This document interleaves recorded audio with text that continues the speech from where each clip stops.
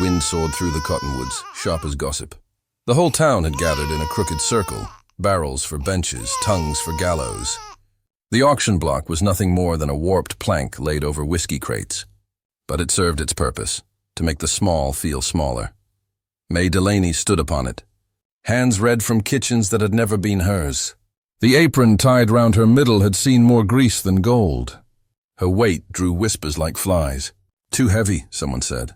"Too plain," a woman in lace laughed, hand over her mouth. "No one wants a fat girl." May kept her chin high, though her throat burned.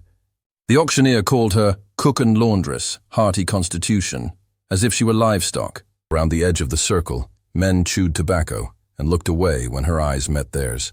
A baby's wail cut through the noise, thin, desperate, unending.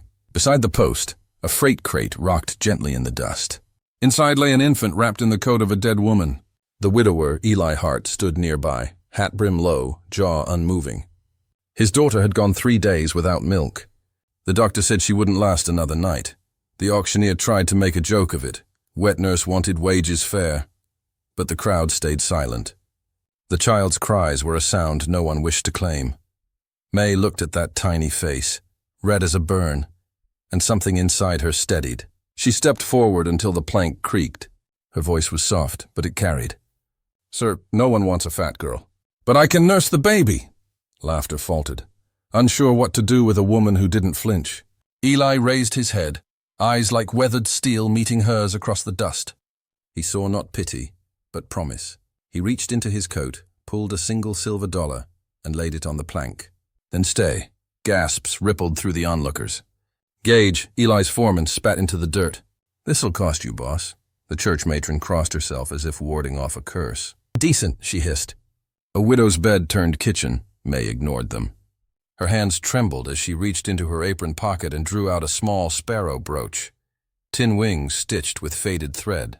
She laid it beside the baby like a token, a promise she wouldn't run. Eli stepped closer. The baby's cries softened when May lifted her, the fragile weight of her head fitting beneath May's chin as if remembering a place it belonged. May's blouse dampened where life reconnected to life. The crowd's noise faded to the hum of flies. For once, no one spoke. Eli said quietly, "Name your wage." May looked at him, not at his worn coat or the lines carved by sleepless nights, but at the steadiness behind them. "Not wages," she said. "A roof." Wind stirred the dust between them. It smelled of old hay and rain that might never come. The auctioneer banged his gavel, though no one had bid. Gage muttered behind them, voice low and mean. "This'll cost you more than you reckon." May glanced at Eli, waiting to see if he'd flinch, but he only nodded once. "Then we'll pay it," he said. The baby slept. The crowd drifted away, muttering about sin and foolish men. May adjusted her shawl, the tin sparrow glinting once before she pinned it to her dress again. She did not know what kind of home awaited her beyond the ridge, only that she had one now. For a moment it was enough. But in the silence after the gavel's echo, a single question hung between them like dust that refused to settle. What would it cost? They left the jeering circle before the echoes faded. May didn't look back. The air behind them still trembled with laughter and dust. Dusk burned low and blue across the ridge, flattening every shadow except Eli Hart's. He led the wagon to the hitch line. Shoulders tight beneath his coat. "Step careful," he said, and lifted May onto the bench. His hands were rough, but careful, like a man setting a pot back on a stove that had not quite cooled. The baby stirred between them, a fragile weight wrapped in Eli's coat. May steadied her, feeling the rise and fall of a chest that now breathed easier. The road unwound into the dark. Coyotes sang somewhere past the river bend. The wheels thumped over ruts, and every sound felt larger than it should. The creak of wood, the baby's faint sigh, Eli's slow, restrained breath. He said little, only glanced sideways once or twice as if to confirm she was real. Grief rode with them in silence. When the creek appeared silver under the moon, Eli guided the wagon down the bank. Mud swallowed a wheel to the hub. He cursed softly, climbed down and shoved at the rim. It didn't move. Gage rode up slow from the rear trail. His grin gleamed in the lantern light. "Need a hand, boss? Or maybe the lady could lighten the load." Eli's jaw set. "We'll manage." May rolled up her sleeves without asking. She slid into the freezing water, boots sinking. Lift when I say, she told him. Eli blinked once, then obeyed. She braced her shoulder against the axle, pushed till her bones sang. The wagon groaned, then lurched free with a wet crack. Gage laughed low. Didn't know you hired oxen now. Didn't know you'd turned into a jackal, May shot back. Her breath smoked white in the air. Gage's smile faltered. Eli helped her back to the bench, his palm lingering a moment longer than courtesy required. Thank you, he said quietly. They reached the ranch house past midnight. It rose from the plain like a skeleton half buried, walls thin, roof patched, porch sagging under its own memory. Inside, the air smelled of dust and something faintly sweet, like old lilac. May saw the cradle first. It sat near the hearth, sawdust still clinging to its corners, as if freshly built but never used. Beside it lay a folded dress, ivory, delicate, untouched. She turned it over once, then back again, half expecting it to rise. It didn't. Eli busied himself with firewood, but the chimney refused him. Smoke poured out instead, curling around them in a gray, bitter haze. He cursed again, more to himself than her. May untied her hair, pinned up her sleeves, and moved through the space like she'd been born to fix broken rooms. She opened the dampers, cracked a window, lit the lantern low. The baby whimpered, hunger returning. Let me, May said. She set Margot on a folded towel near the hearth's warmth and drew the child close. Milk came slow, then steady. The baby latched, and the room softened. The sound of feeding was small and holy, steady as rain on tin. Eli froze mid-step, unsure whether to watch or turn away. She takes to you, he said. She knows need, May answered. Her blouse clung damp against her skin, but she didn't care. That's something I understand. Eli lowered himself onto the edge of a chair, elbows on knees. The lamplight carved hollows under his eyes. You shouldn't have had to step in that mud back there, he said. You shouldn't have had to bury a wife, she replied softly. Neither spoke after that. The fire finally caught, orange and alive. May glanced around the room, bare shelves, warped floorboards, a table waiting for hands that hadn't touched it in months. I can cook, she said. Clean, keep accounts, for as long as you need. Outside, wind rattled the shutters.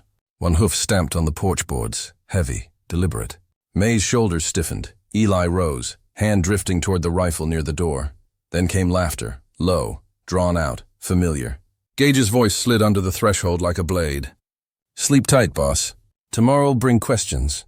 Eli didn't move until the hoofbeats faded. May rocked the baby, eyes on the fire. He means trouble, she said.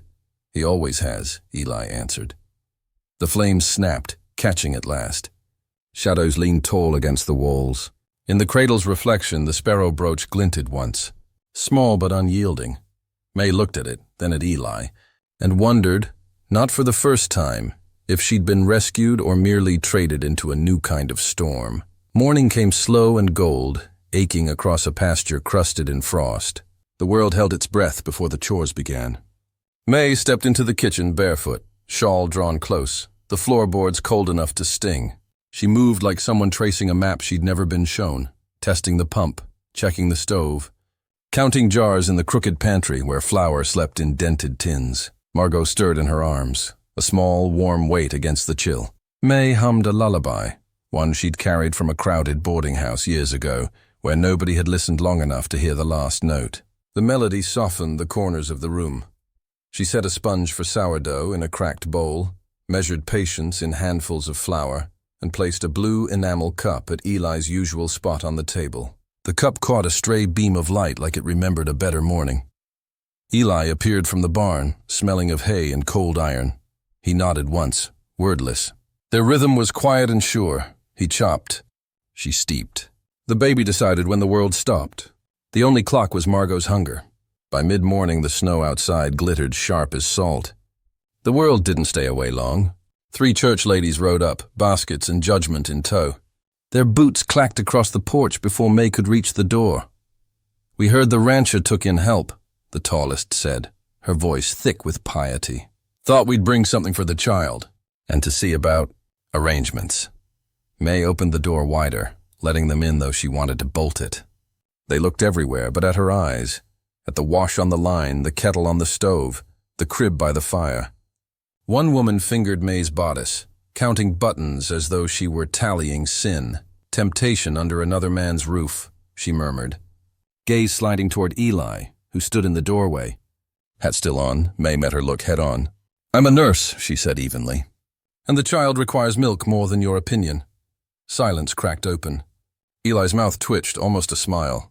The women gathered their shawls like shields and muttered about propriety all the way to their wagons. Their tracks cut deep into the snow. Not long after, hoofbeats thundered again, heavier, sharper. Gage rode in from the south pasture, ledger under his arm and that grin that never reached his eyes. "Cattle shorted last drive," he said. "Bank's asking questions. Widow's brother wants the east lot back." "Paperwork, boss." Eli stiffened. His eyes narrowed, scanning the page as though the numbers might bite. May wiped her hands and stepped closer. The ledger smelled of dust and deceit. She studied the columns. Feed debt tied to a brand inspector's inflated fee. "This isn't mistake," she said quietly.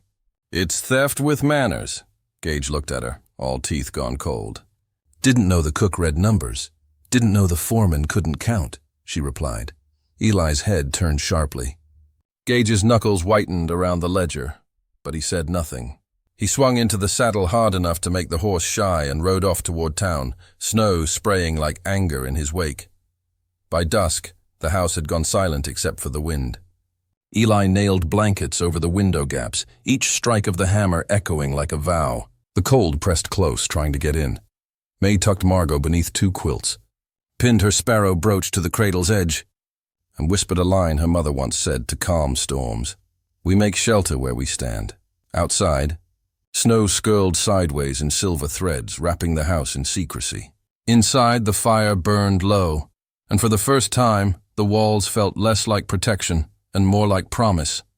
But promise had a cost. The town would talk, and the bank would listen. May knew how fast both could freeze a life solid. She looked toward Eli, who was watching the window as if waiting for the world to strike again. She wondered how long their small warmth could last before the cold found a way in. Days folded into one another, gentle as quilt seams. Each began the same, a kettle hissing, a baby's sigh, the sound of boots crossing wood.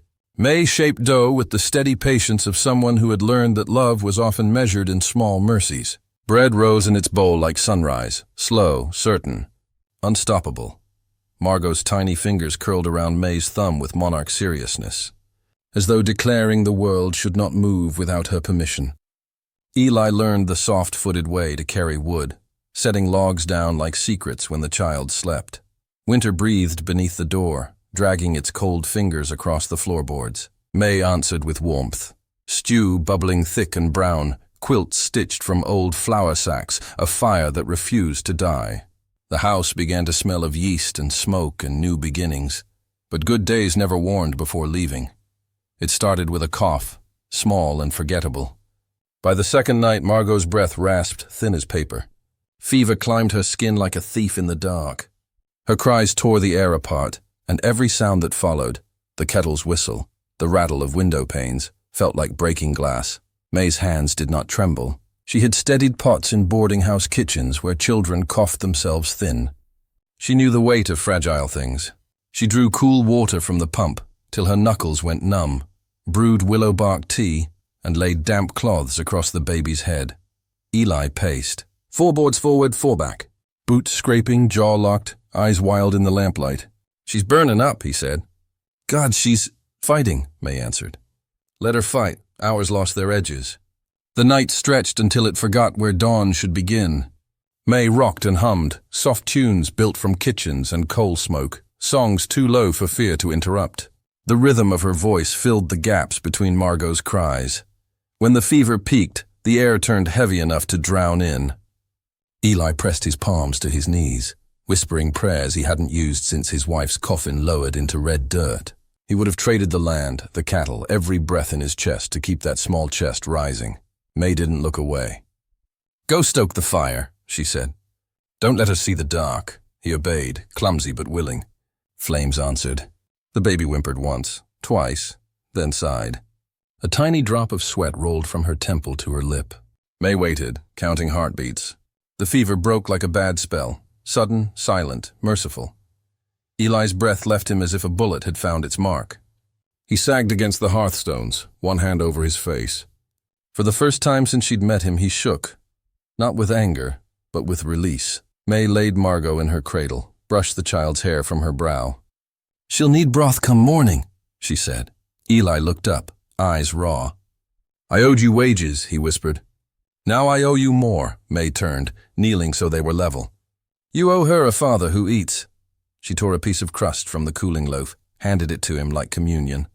He took it, chewing slow, tasting salt. Hers or his, he couldn't tell. Outside, the wind hissed across frozen pasture. Somewhere beyond, a rider galloped toward town, hooves sharp, fast, purposeful. May noticed the sound but didn't mention it. Trouble rode in every season. There was no need to name it before it arrived. She watched Eli cradle his sleeping daughter, his rough hands cupping the same fragile life that had nearly left them both. For the first time, he didn't look like a man haunted by what was gone, but by what might still be saved.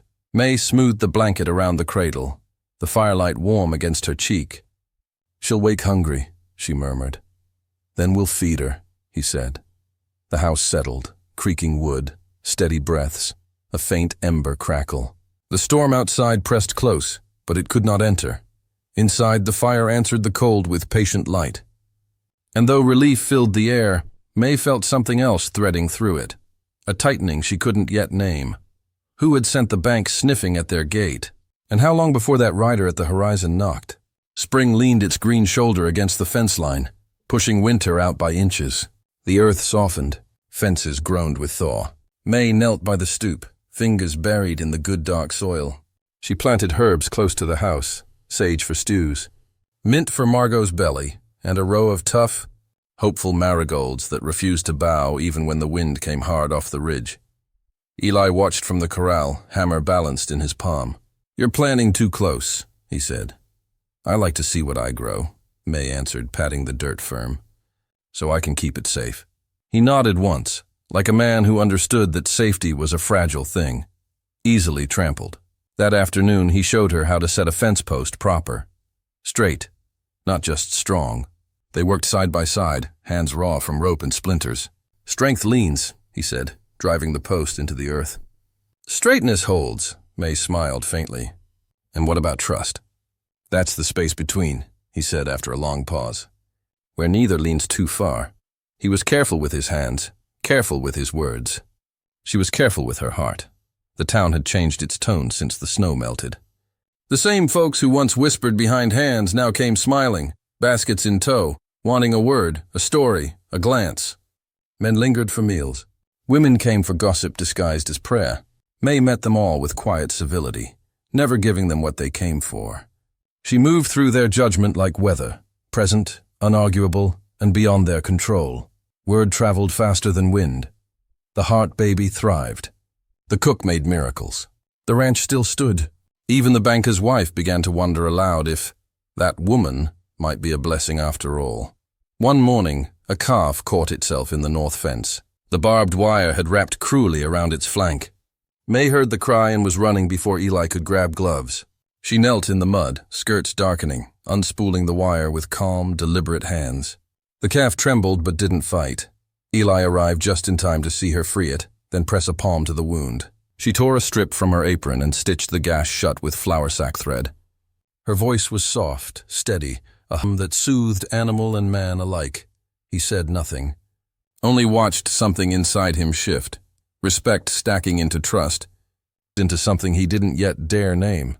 Later that week, thunder gathered slow over the hills, deep and sure as a sermon. May sat on the porch with Margot asleep in her lap, watching the storm's edge move closer.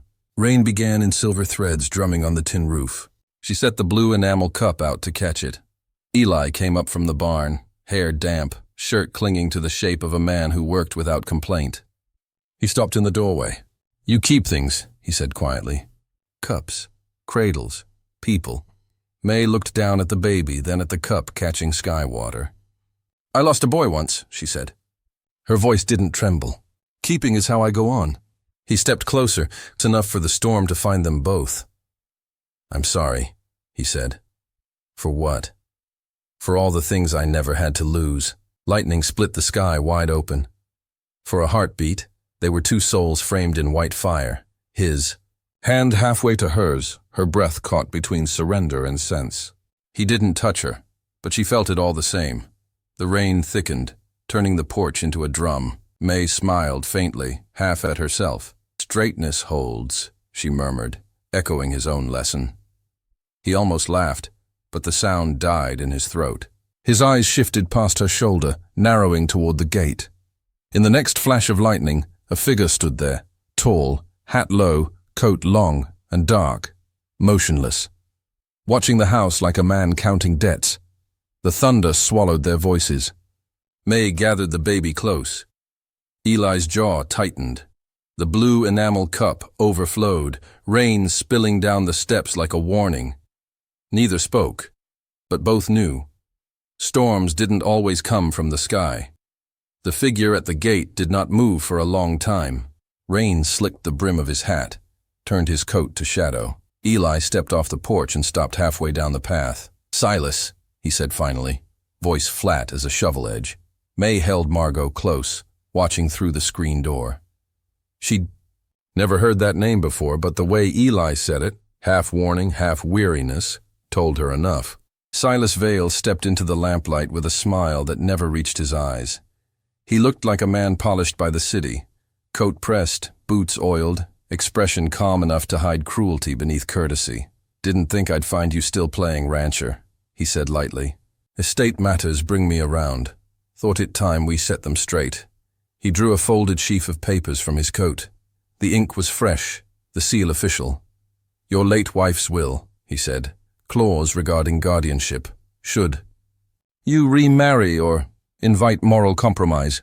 His gaze flicked toward May, measuring, not seeing. "The child's custody defaults to bloodkin." Eli's eyes hardened. "You mean you?"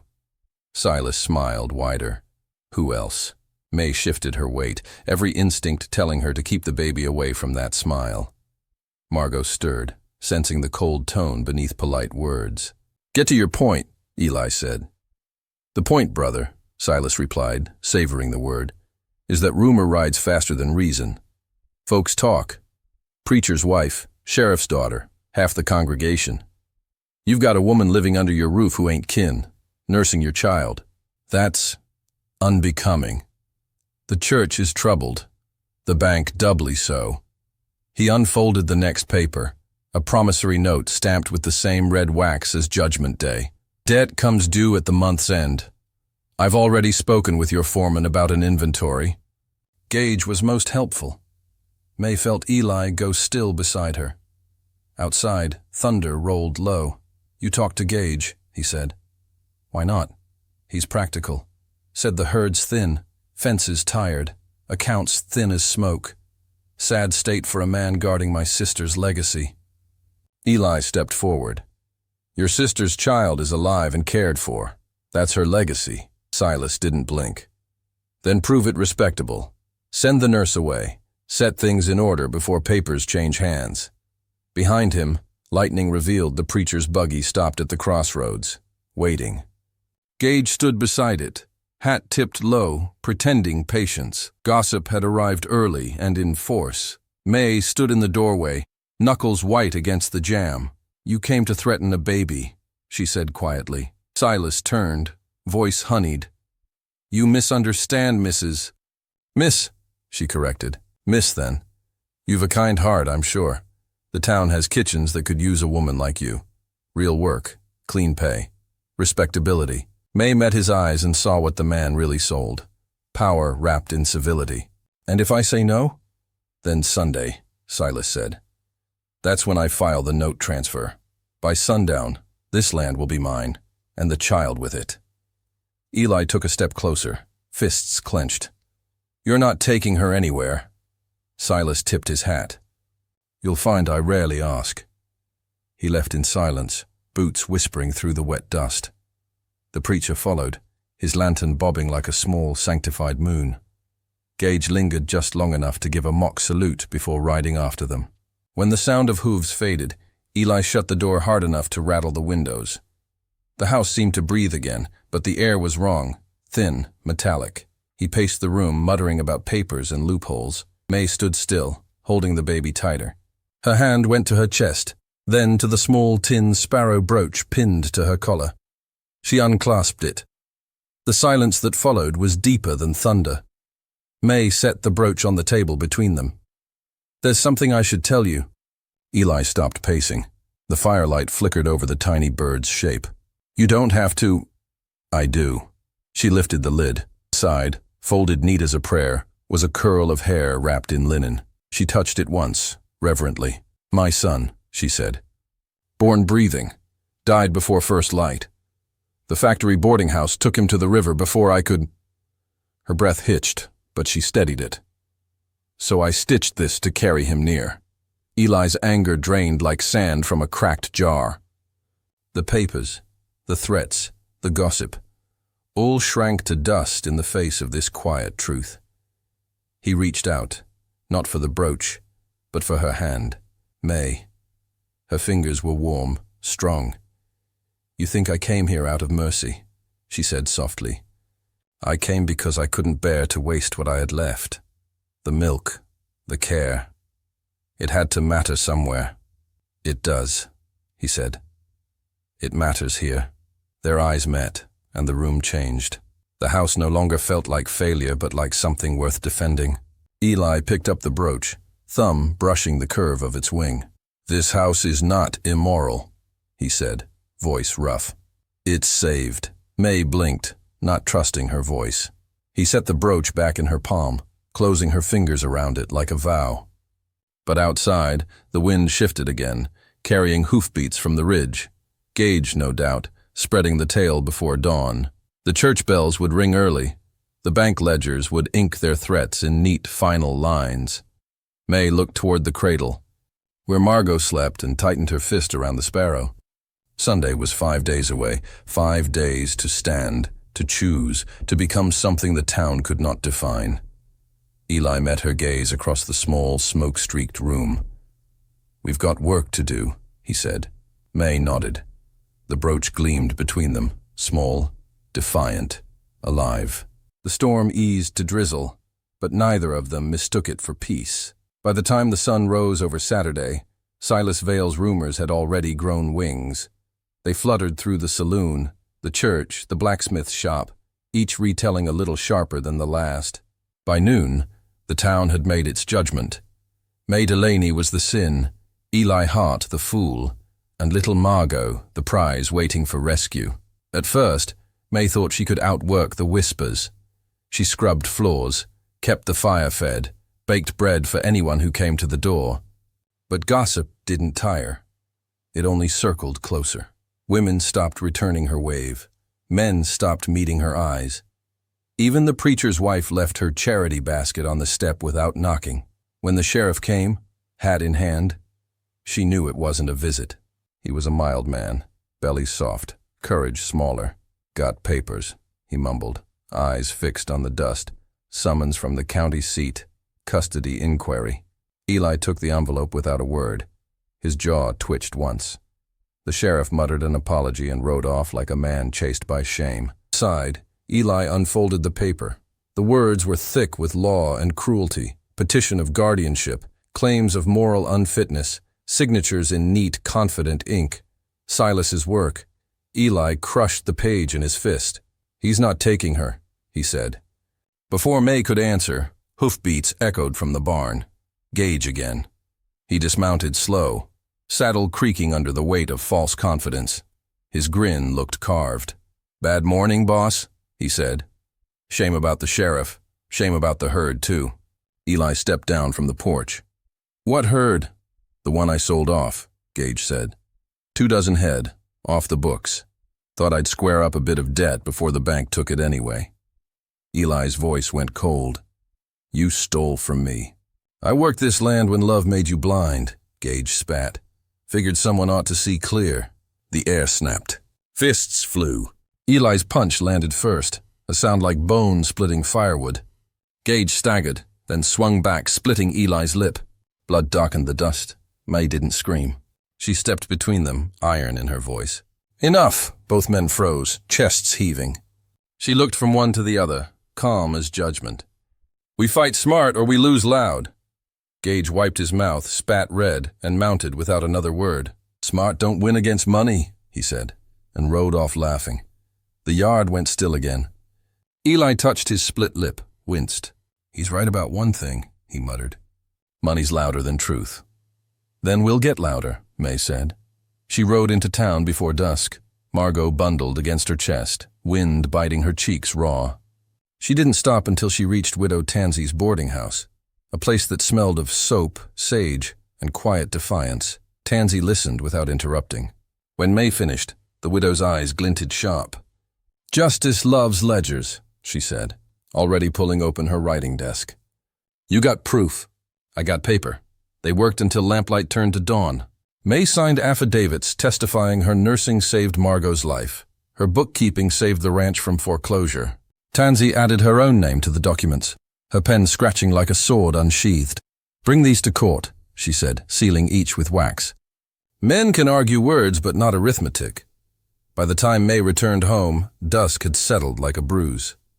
The wind hissed low across the pasture. When she reached the gate, she stopped. Something hung there. A rope noose, twisted neat, clever as Gage's bookkeeping.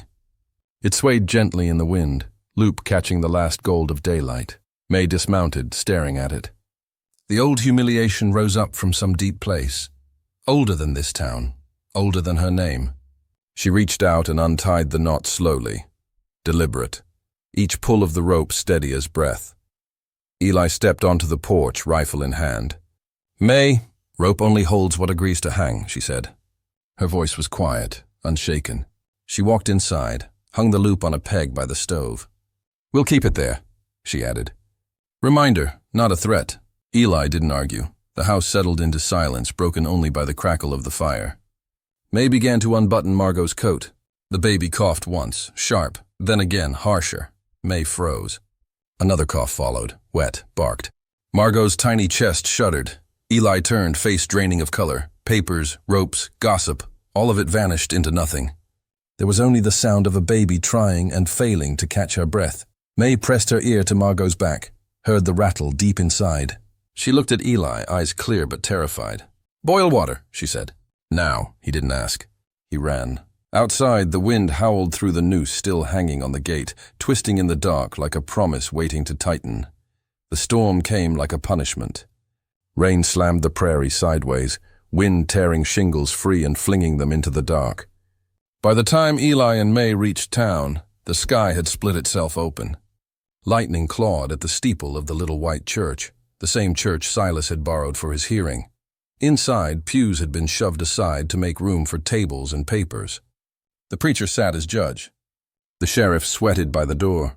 Silas Vale stood front and center, coat immaculate, his expression the calm of a man who already believed he'd won.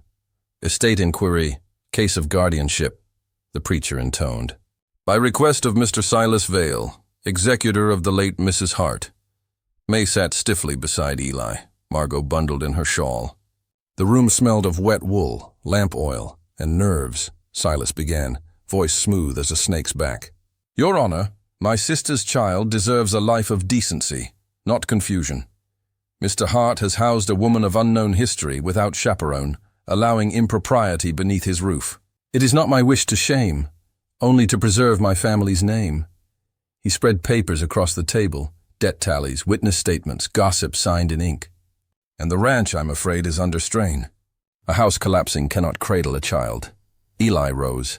The sight of him, mud-streaked, jaw clenched, didn't match Silas's polish. But there was something in his eyes the lawyer couldn't fake. Purpose. This is my home, he said. My daughter. The woman you insulted kept her alive. You want decency? Look at her hands. They did more good than all your papers? Silas smiled faintly. Emotion, not evidence, Eli faltered. His words stumbled, rough from disuse. She saved what's left of us. That's proof enough, the preacher frowned. The sheriff coughed into his fist. The crowd murmured, half scandal, half sympathy. May stood. May I speak? The preacher hesitated, then nodded. She stepped to the table, set Margot's cradle down beside the judge's Bible, and unpinned her sparrow brooch. Its tin wings gleamed under the oil lamps. This belonged to my son, she said softly. Born breathing, Died before dawn. I carried him here. She opened the brooch. A curl of hair glowed pale inside. I came to this house not for wages, but because I could not bear to waste what I had left. I nursed a stranger's child to live, fed her when the world turned its back, the room hushed. Rain hammered the windows like an audience that wouldn't look away. I cooked, cleaned, kept accounts, May went on. Not because I was told, but because it was right. This house is decent, not by title or signature, but by work. Widow Tansy rose from the back pew. That's true, she said, voice brisk. She strode forward, slapping a ledger and a sheaf of receipts on the table. I have proof. Her nursing kept that child alive. Her arithmetic kept the ranch solvent. You can check the figures yourself. The brand inspector standing near Silas paled. His own signature gleamed beside false numbers May had exposed weeks before. Silas's composure cracked. This is irregular, he snapped. Truth usually is, Tansy said. At that moment, the church doors banged open. Gage stumbled in, coat dripping, face twisted with fear and liquor. Tell him, Silas, he shouted. Tell him who paid me to sell the herd. Tell him who signed the banknote before it was even overdue. Enough, Silas barked, but the preacher's eyes had gone wide. The sheriff straightened. Lightning tore the sky in two and struck the cottonwood outside. The sound hit like a cannon. Fire bloomed across the roof, red and hungry. Smoke poured down the rafters like a black snake. Panic ripped through the room. People shouted, stumbled, ran. May didn't think. She moved. She grabbed Margot from the cradle, shoved the blue enamel cup into Eli's hands. Water, now. He obeyed without question. Buckets passed hand to hand, sloshing down pews onto the blaze crawling the ceiling. Smoke choked, burned, blinded. May shouted orders like prayers. Keep the line! Don't let it breathe. Rain from the broken roof hissed against fire, steam filling the church. The last flame died with a whimper. The crowd stood soaked, coughing, alive. The preacher wiped soot from his face. Lord, he muttered, if that wasn't testimony, I don't know what is. Silas said nothing. His papers were ash. The judge, part preacher, part farmer, part tired man, cleared his throat. Guardianship remains with Eli Hart, he said. May Delaney is under his roof as essential caregiver with full moral protection. Mr. Vale, you are fined for fraudulent pressure and misrepresentation. A murmur of approval rippled through the onlookers. May stood trembling. Margot pressed against her chest. Eli looked at her, really looked, and for the first time smiled without apology. Silas straightened his coat. Court's end, he said quietly. Storms return. He turned and walked out into the rain. Outside, the sky was still wild, thunder rolling like unfinished sentences. Eli and May stepped onto the church steps, Margot between them. The wind smelled of smoke and wet cedar. That's when they saw Gage again, hat low, pistol in hand. His face was twisted, eyes full of some old wound that had found its voice too late. Should have been mine, he rasped. The land, the name, everything. Eli moved without thinking, stepping in front of May. Put it down, Gage. The hammer clicked back. May's heart stopped. The world narrowed to the sound of rain on tin and the metallic breath of the gun. Who would bleed first? The man who'd guarded everything, or the woman who'd saved it? Lightning flared white, blinding. The sparrow brooch in May's palm caught the flash and threw it back like a flare taking flight. Dawn came washed and humble, as if the sky itself were sorry for all it had seen. The storm was gone, leaving behind a silence thick with the smell of wet dust and cedar smoke. Gage was gone too, ridden hard into country that remembered debts. His trail bled out into the hills, no one bothering to follow. Some said he headed south. Others said the coyotes did the rest. No one cared enough to check. Silas left quieter. He signed what the court required, lips thin as wire, then rode east with papers lighter than he'd planned, and pride leaking like oil. The preacher shook his hand, and even that felt like penance. By the week's end, the town behaved as though it had always known better. Gossip shifted to other sins. Sermons found other names. The church roof still bore a dark burn mark near the steeple, and people nodded at it when they passed, pretending reverence instead of guilt. At the ranch, May and Eli said little of what had happened. The world had nearly taken everything. It didn't deserve their celebration. They rebuilt what mattered.